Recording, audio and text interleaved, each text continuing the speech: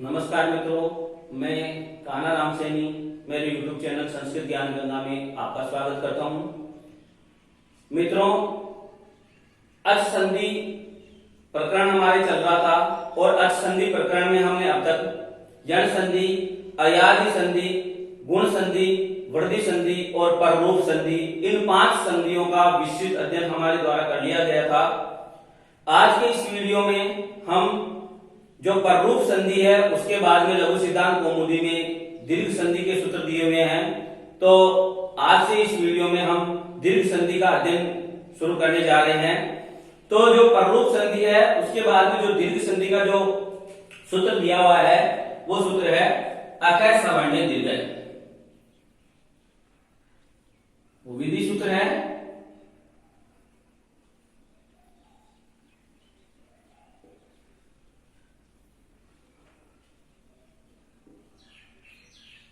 अकय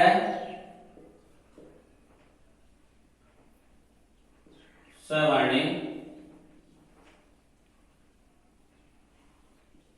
दीर्घ।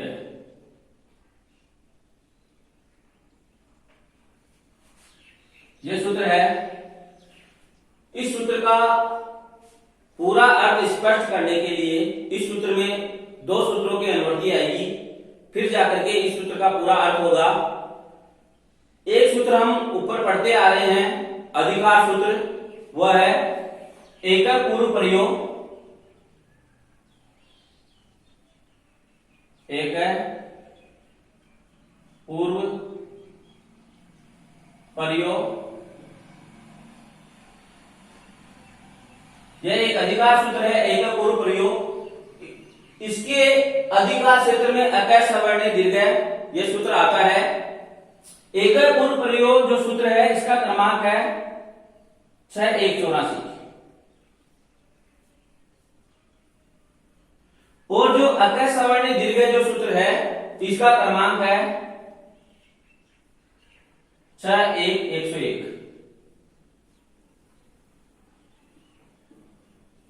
अकय सवर्णे दीर्घ जो सूत्र है उस सूत्र का क्रमांक है 6101 अष्टाध्याय का, और जो एकक पूर्व प्रयोग जो सूत्र है इस सूत्र का क्रमांक है 6184। तो ये सूत्र जो है अकय सवर्णे दीर्घ, ये सूत्र एकक पूर्व प्रयोग इस अधिकार सूत्र के क्षेत्र में आता है। ये जो एकक पूर्व प्रयोग जो सूत्र है इसका अधिकार क्षेत्र जो शुरू होता है वो 84 से लेकर के 111 तक के सूत्रों में इस सूत्र का अधिकार क्षेत्र है, यानी वहां तक के जितने भी जो सूत्र कहे गए हैं अष्टाध्याय में, उन सूत्रों में, सभी सूत्रों में एकक पूर्व प्रयोग अर्थ अपने आप चला जाएगा। तो इस सूत्र का अर्थ इस सूत्र के अंतर्गत आएगा। और एक और सूत्र हमने पूर्व में पढ़ा था, इको यणचि, इको यणचि। इस सूत्र का क्रमांक है 6177। तो इस सूत्र से अचि, जो यहां पर अचि लिखा हुआ है, इस अचि की अनुवृत्ति इस सूत्र के अंतर्गत आएगी, तब जाकर के इस सूत्र का अर्थ पूरा होगा। अब हमने इन दोनों को देख लिया, इन दोनों सूत्रों का अर्थ इसमें आएगा। एक अधिकार सूत्र का अर्थ, एकक पूर्व प्रयोग इस सूत्र का पूरा अर्थ, और इको यणचि से अचि शब्द की अनुवृत्ति आकर के इस सूत्र का पूरा अर्थ होगा। अब हम इसकी वृत्ति को देख करके अर्थ को पूरा समझते हैं। इसमें इस सूत्र की वृत्ति जो है लघु सिद्धांत कौमुदी में लिखी हुई होगी, अकय सवर्णे अचि करे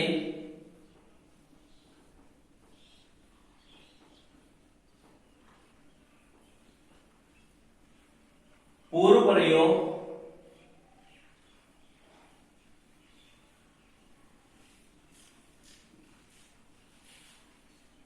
दीर्घ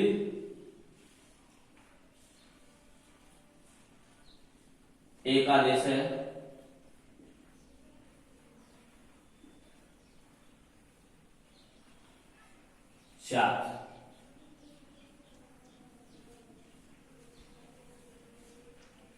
प्रकार से लघु सिद्धांत कौमुदी में अकय सवर्ण दीर्घ इस सूत्र की वृत्ति लिखी हुई है। इस वृत्ति का अर्थ हम समझते हैं, फिर हम देखते हैं कि जो ये दोनों सूत्र थे, इस सूत्रों की अनुवर्ती इस सूत्र के अंतर्गत आती है या नहीं आती। अकय जो शब्द है वो यहां से आ गया, सवर्ण जो शब्द है वह भी यहां से आ गया, अची जो शब्द आया वह इको या अंची से अनुवर्ती होकर के आया है। अची परे इस प्रकार से अर्थ हो गया। उसके बाद में पूर्व प्रयोग एकादेश, पूर्व प्रयोग और जो एकादेश जो शब्द आया वो एक पूर्व प्रयोग से आया है, इसके अधिकार क्षेत्र में आया, इसलिए इस सूत्र का पूरा अर्थ यहां पर आ गया। और फिर इस सूत्र का पूरा अर्थ हो गया कि अक के बाद में, अक यानी अक के बाद में सवर्ण अची परे, सवर्ण अच के होने पर, अक के बाद यदि कोई सवर्ण अच परे हो तो पूर्व वाला वर्ण और पर वाला वर्ण दोनों के स्थान पर दीर्घ एकादेश हो। इस प्रकार से इस सूत्र का पूरा अर्थ होता है। अब हम सबसे पहले अकय को समझते हैं कि अकय क्या होता है। अब यदि हम प्रत्याहार बनाते हैं तो 4-5 वर्ण निकल करके बाहर आते हैं, ई, उ, री और ली। अब प्रत्याहार यदि हम बनाते हैं तो इन 5 वर्ण आते हैं इसमें, अ, ई, उ और री और ली। इन 5 वर्णों का ग्रहण होता है। तो इन 5 वर्णों के बाद अकय यानी अ, ई, उ, री और ली, इन वर्णों के बाद कोई सवर्ण अच हो। सवर्ण को समझते हैं, पूर्व में हमने संज्ञा प्रकरण का जब अध्ययन किया था तब एक सूत्र आया था तुल्यस्य प्रयत्नम सवर्णम, तुल्यस्य प्रयत्नम सवर्णम।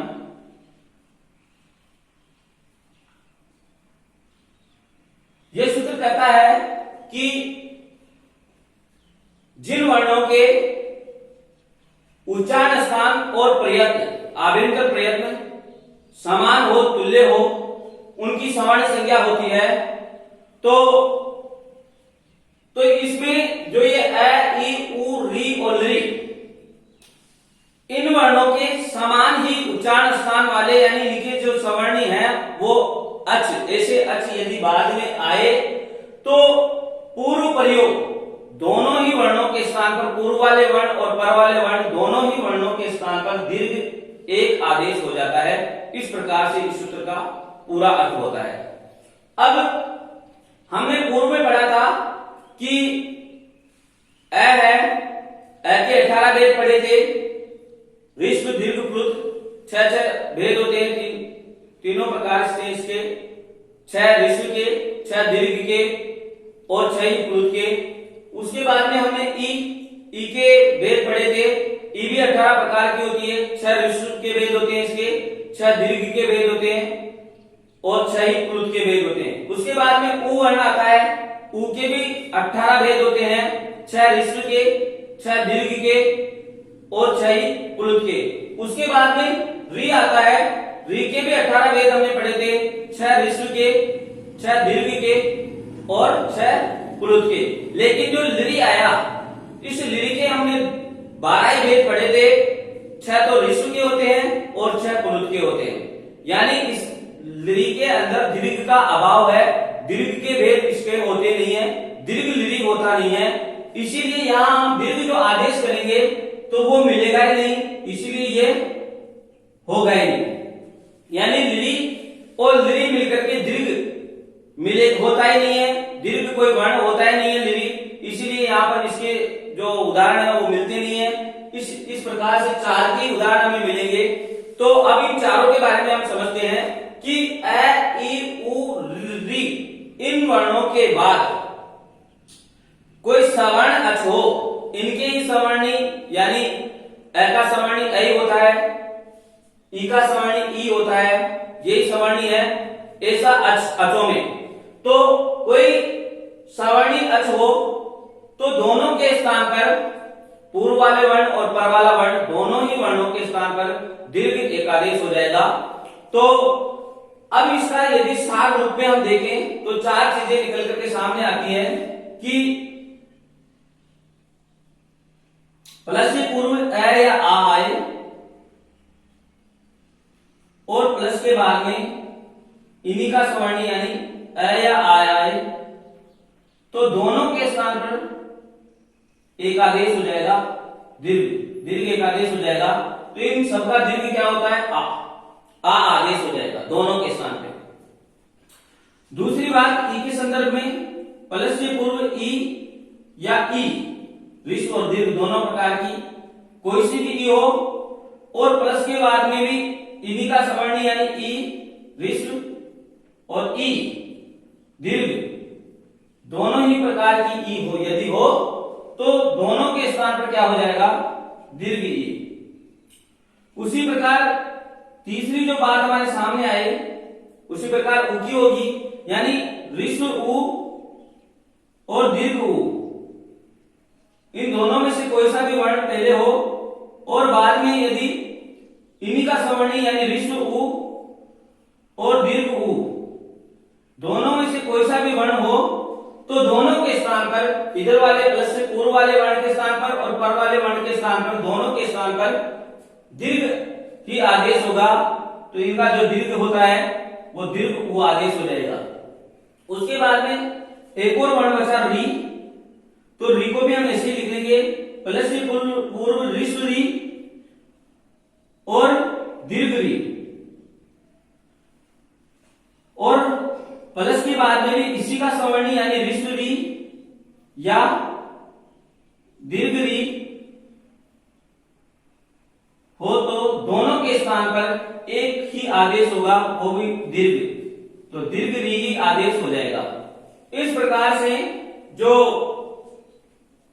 हमारे इस सूत्र है आकार सवर्णी दीर्घ है उस सूत्र का सार के रूप में यदि कहें तो ये चार चीजें बात निकल करके बाहर आती है। अब हम इनके एक एक उदाहरण को समझेंगे तो हमारे समझ में आ जाएगा कि ये किस प्रकार से होता है। सबसे पहले हम उदाहरण लेते हैं अ या आ का। अ या आ प्लस से पूर्व और प्लस के बाद में अ या आ और दोनों के स्थान पर क्या हो जाएगा? दीर्घ आ। इसका उदाहरण लेते हैं दैत्यारी।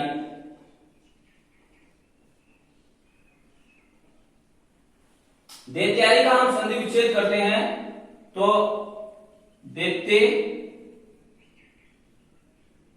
प्लस अरि, इस प्रकार से संधि विच्छेद होगा। अब हम देखेंगे कि प्लस से पूर्व क्या वर्ण आ रहा है, प्लस के बाद में क्या वर्ण आ रहा है। संधि करते समय हम प्लस से पूर्व और प्लस से के बाद वाले वर्णों को ही देखते हैं। तो प्लस से पूर्व में क्या वर्ण आ रहा है? ए, और प्लस के बाद में क्या वर्ण आ रहा है? ए, यानी प्लस से पूर्व अक वर्ण में से एक वर्ण मिला ए और प्लस के बाद में उसी का सवर्णी अच मिला ए। तो एक पूर्व प्रयोग दोनों के स्थान पर दीर्घ एकादेश करना है हमें। तो दोनों के स्थान पर हमें क्या करना है? दीर्घ। इन दोनों का दीर्घ क्या होता है? आ। दोनों के स्थान पर दीर्घ एकादेश हो जाएगा, दोनों के स्थान पर दीर्घ वर्ण हो जाएगा, तो हो गया हमारे आ। अब हम देखते हैं स्थिति क्या हो गई हमारे पास? दे त ये आधा हो गया क्योंकि अ हमने यहां से बाहर निकाल लिया था। इधर से अरि में से भी हमने अ यहां निकाल लिया था और दोनों के स्थान पर हमने क्या कर दिया था? आ, दीर्घ आ कर दिया था। इधर बचा री। अब यदि हम यहां पर इसको मिलाते हैं तो जो हमारा रूप है वो बन जाएगा दे त, ये में आ मिलेगा तो या हो जाएगा और आगे है री, दैत्यारी। दैत्यारी शब्द का अर्थ होता है दैत्यों का अरि यानी भगवान विष्णु।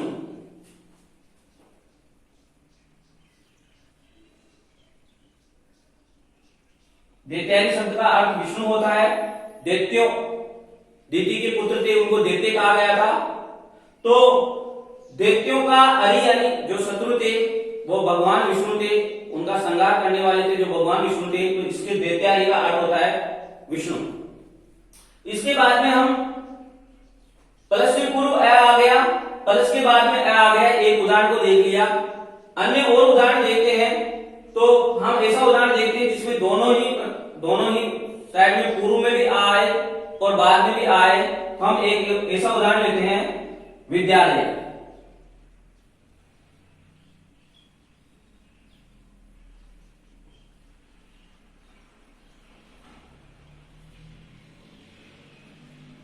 इसका संधि विच्छेद होगा विद्या प्लस आलय।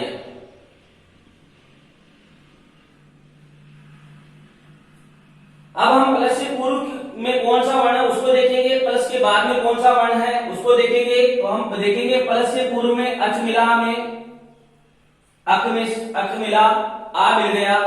और प्लस के बाद में सवर्णी अच मिला, वो क्या मिला, आई मिल गया। दोनों के स्थान पर दीर्घ एकादेश करना है, तो दोनों के स्थान पर आ का दीर्घ आई होता है। ये दीर्घ एकादेश कर दिया दोनों के स्थान पे। अब स्थिति ये हो गई कि वी, उसके बाद में द आधा, यह भी आधा, और इधर ल और ये। अब यहां हम मिलाएंगे वी, द आधा ही रहेगा, यह और आ मिल करके या हो जाएगा, और आगे ले। विद्यालय, इस प्रकार से विद्यालय बना। विद्यालय में कौन सी संधि है, दीर्घ संधि है। कौन से सूत्रों से हुई है, अकय सवर्णी दीर्घ, इस सूत्र से हुई है। विद्यालय शब्द है, इसका अर्थ होता है विद्या का घर, विद्या का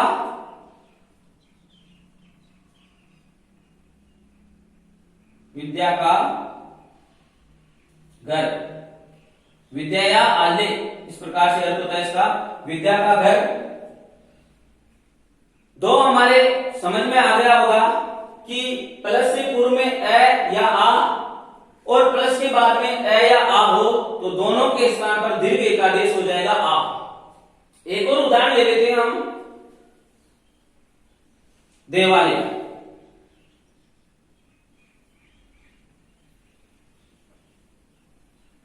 इसका संधि विच्छेद होगा देव प्लस आलय। अब प्लस से पूर्व क्या मिल रहा है, ए, अक में से ए मिल गया। उसके बाद में सवर्णी अच मिल रहा है, क्या सवर्णी अच मिला, आ। दोनों को बाहर निकाल लिया हमने। दोनों के स्थान पर एकल पूर्व प्रयोग से एक ही आदेश करेंगे, दीर्घ एकादेश। तो दीर्घ एकादेश करेंगे तो ए और आ, इनका दीर्घ जो रूप होता है वो आ होता है।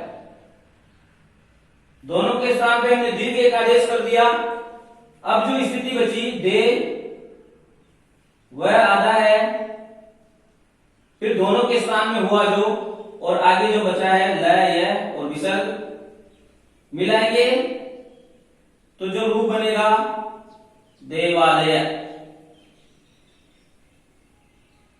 इस प्रकार से आपके देवालय, विद्यालय, दैत्यायी, इन तीनों ही शब्दों से जो अ प्लस से पूर्व अ या आ और प्लस के बाद में अ या आ हो तो दोनों के स्थान पर, दोनों ही वर्णों के स्थान पर दीर्घ एकादेश हो जाता है।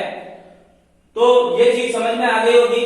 इसके बाद में हम जो दूसरा है ई, प्लस से पहले ई या ई और प्लस के बाद में ई या ई हो तो दोनों के स्थान पर दीर्घ ई आदेश होगा। उसकी उदाहरण लेते हैं।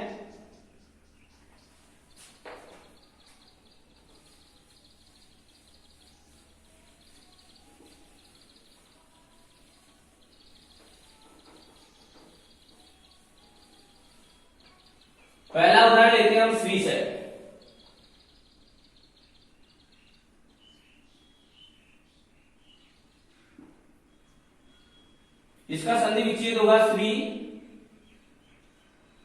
प्लस ईस है।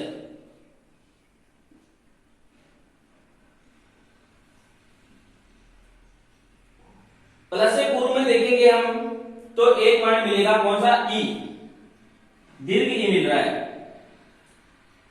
प्लस के बाद में देखते हैं तो वहां भी दीर्घ ई मिल रहा है, दोनों को हमने बाहर निकाल लिया, ये अक सवर्ण दीर्घ सूत्र लागू हो गया, क्योंकि प्लस से पहले अक मिल गया ई और उसके बाद में सवर्ण अच मिल गया, ई का सवर्ण ई होता है वो मिल गया। दोनों के स्थान पे हमने क्या कर दिया, सूत्र के अनुसार दीर्घ एकादेश, दोनों के स्थान पर दीर्घ एकादेश होगा, तो इन दोनों का दीर्घ क्या होता है, ई, वो कर दिया। अब स्थिति हमारे पास में ये बची, श्रेय आधा है और उसके बाद में स, ये बचा। अब यदि हम यहां पे मिलाएंगे तो श्रेय में दीर्घ ई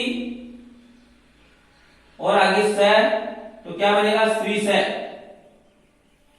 श्री से जो शब्द है, इस शब्द का अर्थ होता है श्री, श्री का अर्थ होता है लक्ष्मी, और ईसे, ईसे का अर्थ होता है स्वामी, लक्ष्मी का स्वामी अर्थात विष्णु। लक्ष्मी का स्वामी अर्थात विष्णु। श्री से जो शब्द है इसका भी अर्थ विष्णु ही होता है। श्री यानी होती है लक्ष्मी और ईसा यानी लक्ष्मी के स्वामी भगवान विष्णु। श्री से का यदि संधि विच्छेद आपसे पूछा जाए तो श्री प्लस ईसा होगा, और यदि आपने इनमें इस शब्द में संधि पूछी जाए तो दीर्घ संधि होगी। इसके बाद में हम एक और उदाहरण लेते हैं ई और ई का, तो हम उदाहरण लेते हैं गिरीश है।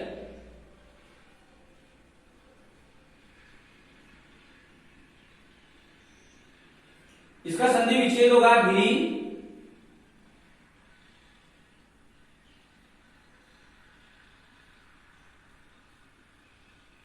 प्लस ईसा।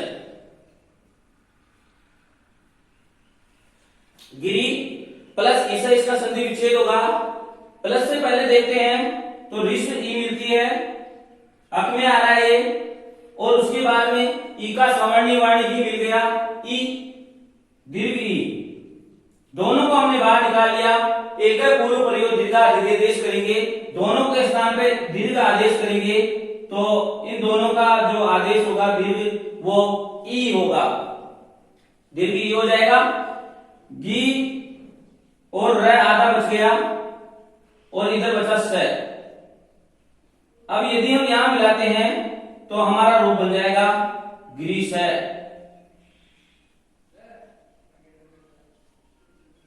गिरीश है शब्द का अर्थ होता है गिरियों का स्वामी यानी पर्वतों का स्वामी, हिमालय अर्थ होता है। गिरीश में संधि विच्छेद होता है गिरी प्लस ईश, और गिरी से जो शब्द है इसमें संधि होती है दीर्घ संधि, और जो सूत्र होता है वो होता है अक सामान्य दीर्घ से दीर्घ संधि होती है यहाँ पर। इन दोनों का हमने उदाहरण ले लिया। अब इसके बाद में हम उ का उदाहरण लेंगे, तो जो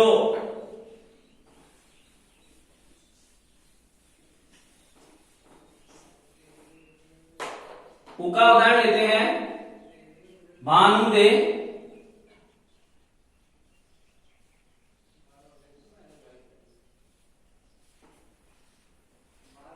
भानुदे, तो भानु प्लस उदय, इस प्रकार से संधि विच्छेद होगा। भानु प्लस उदय संधि विच्छेद हो गया। अब हम प्लस से पूर्व देखेंगे कि हमें कौन सा वर्ण मिला। प्लस से पूर्व देखेंगे तो हमें उ ऋस्व उ मिला, और प्लस के बाद में भी ऋस्व उ मिला, दोनों के स्थान बाहर निकाल लिया हमने। प्लस से पूर्व अक में से उ मिल गया, और इस उ का ही सवर्णी वर्ण मिल गया उ, दोनों के स्थान पर दीर्घ एक आदेश करेंगे तो दीर्घ उ आदेश हो जाएगा। अब भा इधर बचा और न आधा, ये स्थिति इधर बची, और आगे बचा द, य और विसर्ग। यदि इसको मिला देते हैं तो स्थिति होगी भा न में दीर्घ उ की मात्रा, आगे दय, भानुदय। भानुदय शब्द का अर्थ होता है सूर्य का उदय।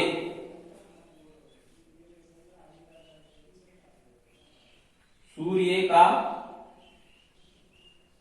उदय, सूर्योदय भी कह सकते हैं हम। भानुदय में संधि होती है दीर्घ संधि। भानुदय का संधि विच्छेद होता है भानु प्लस उदय, और यहां पर जो सूत्र काम करता है वो अकय सवर्णी दीर्घ से दीर्घ संधि होती है। इसके बाद में एक और मुख्य उदाहरण लेंगे हम, वधुत्सव है।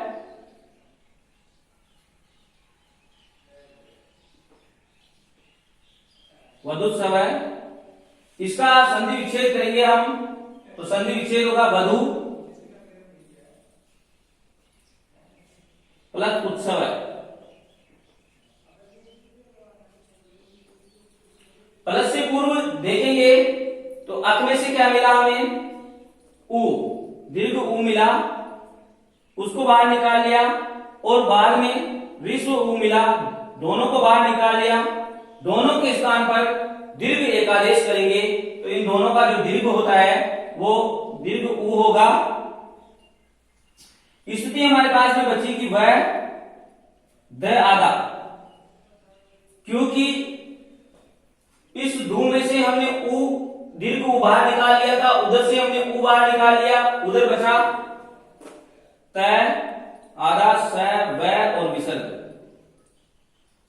अब यहां पर हम मिलाएंगे तो हमारा रूप बनेगा वह द में दीर्घ उ की मात्रा, त, स, व, वधुत्सव। वधुत्सव का यदि आपसे संधि विच्छेद पूछा जाए तो वधु प्लस उत्सव होता है, वधु का उत्सव ऐसा अर्थ हो जाएगा। और यदि आप में इसमें संधि पूछी जाए, संधि का नाम पूछा जाए तो दीर्घ संधि होगी, और यदि आपको सूत्र पूछा जाए तो जो विधि सूत्र है वो है अकय सवर्णी दीर्घ। इसके बाद में हमने इन तीनों के ले लिए, एका ले लिया, इका ले लिया, उका ले लिया, अब रीका बचा। री के उदाहरण लेते हैं हम।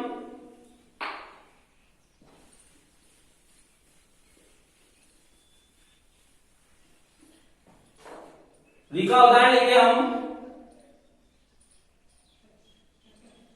होत्री, कारण। इसका संधि विच्छेद होगा होत्री प्लस ऋकार है।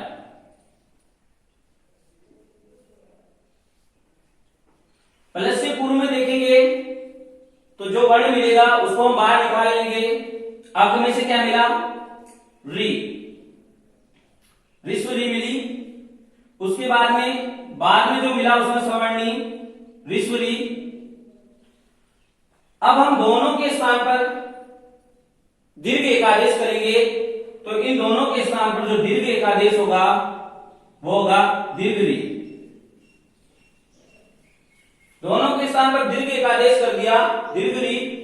अब यहां पर जो स्थिति होगी अब हो तय आधा है, आगे बचा जो कार्य है। अब हम यहां पर मिलाएंगे तो हो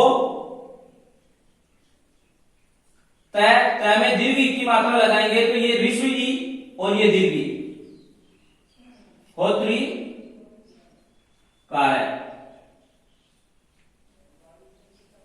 होत्री कार्य जो शब्द होता है इसका अर्थ होता है होता का रिकार, होता का रिकार। होत्री कार्य में यदि आपको संधि विच्छेद पूछा जाए तो होत्री प्लस रिकार है। यदि आपको इसमें संधि का नाम पूछा जाए तो दीर्घ संधि होगी, और जो सूत्र पूछा जाए तो अकय सवर्णी दीर्घ से दीर्घ संधि होती है यहां पर। अब हम इसका एक और उदाहरण लेंगे तो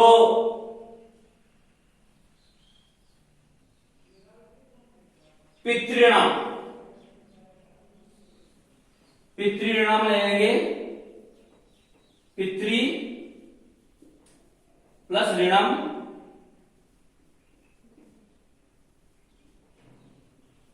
संधि विच्छेद होगा पितृणाम का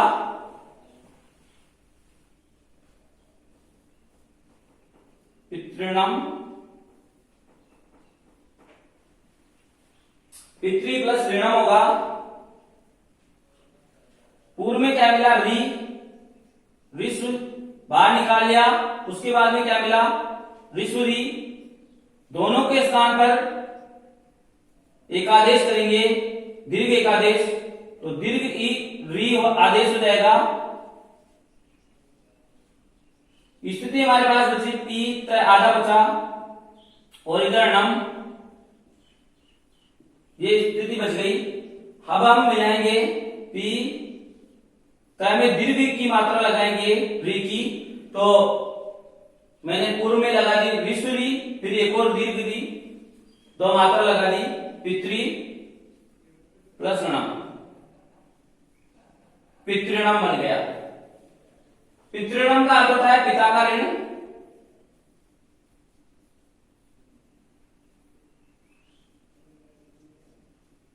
पितृणम में यदि आपको संधि पूछी जाए तो दीर्घ संधि होगी, यदि आपको इसका संधि विच्छेद पूछा जाए तो संधि विच्छेद होगा पितृ प्लस ऋणम। इस प्रकार से ये चारों ही जो थे हमारे अकय सवर्ण दीर्घ, चारों के ही जो ये चार प्रकार से हो रहा था संधि, तो ये चारों ही इस संधि के बारे में मुझे विस्तृत मेरे द्वारा विस्तृत बताया गया। अब आपको एक चीज इसमें ध्यान रखना है कि एक चीज जरूर ध्यान रखना है आपको दोस्तों, ये प्रश्न आपको कोई भी कर सकता है कि जो अकय सवर्णी जो दीर्घ जो ये सूत्र है अकय सवर्णी दीर्घ, ये सूत्र किन सूत्रों का अपवाद है या किन संधियों का अपवाद है। तो आपको मित्रों में बता दूं, ये सूत्र दो संधियों का अपवाद है, एक यण संधि यण और एक गुण संधि। दोनों ही संधियों का ये अपवाद है सूत्र।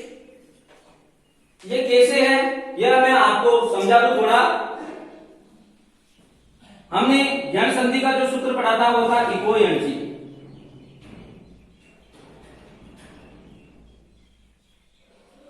अब इको यणची सूत्र कहता है कि इक के स्थान पर यण आदेश होता है अच आगे होने पर। इक के स्थान पर यण आदेश होता है अच आगे होने पर। तो हमने जो एक रूप पढ़ा है मानो ग्रीस, ग्रीस है, ये संधि विच्छेद पढ़ा हमने, तो ग्री प्लस इसे उसका संधि विच्छेद होगा। तो हम देखते हैं कि इक यहां पर भी है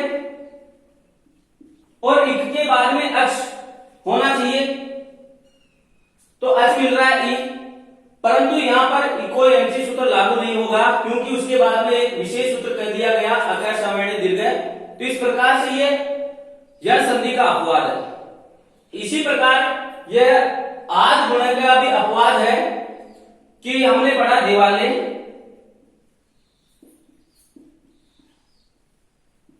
आद गुणन का सूत्र होता है वो गुण संधि का सूत्र होता है वो आद गुणा होता है। हमने पढ़ा देवालय, तो इसका संधि विच्छेद होगा देव प्लस आले। अब देखो ये जो सूत्र है आद गुणा है, ये क्या कहता है कि यदि अ या आ वर्ण के बाद कोई अच हो तो गुण हो जाए। तो यहां पर हमें अ मिला और अ के बाद में अच मिल रहा है आ, तो यहां गुण हो जाना चाहिए, लेकिन ये नहीं होगा क्योंकि अकय सवर्णी दीर्घ इस सूत्र के द्वारा इनका निषेध कर दिया जाता है कि यदि अक के बाद में यदि कोई सवर्ण वर्ण हो, अक का अच सवर्ण हो, तो गुण न होकर के और दीर्घ एकादेश होगा। इस प्रकार से ये दोनों जो संधियां हैं यण संधि और गुण संधि, ये दोनों संधियों का ये अपवाद है अकय सवर्णी दीर्घ, इन दोनों संधियों को यह रोकता है। इस प्रकार से ये अकर सामान्य दीर्घ सूत्र मेरे द्वारा समझाया गया। यदि आपको ये वीडियो पसंद आया हो तो इसको लाइक करें, शेयर करें और मेरे चैनल को सब्सक्राइब करें। आज के लिए बस इतना ही, मिलते हैं अगले